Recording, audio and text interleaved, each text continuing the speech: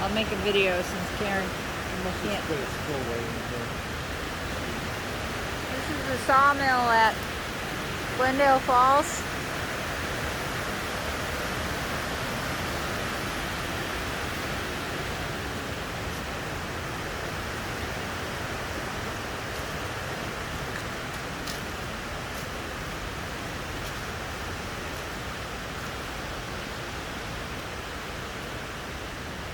It's quite impressive.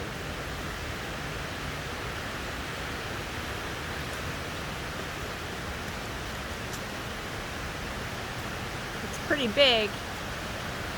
And you see Russ. Let's see how big it is. Very tall.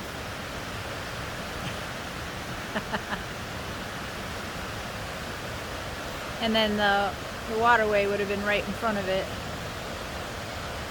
Imagine having a mill here with this rushing water today after the rain.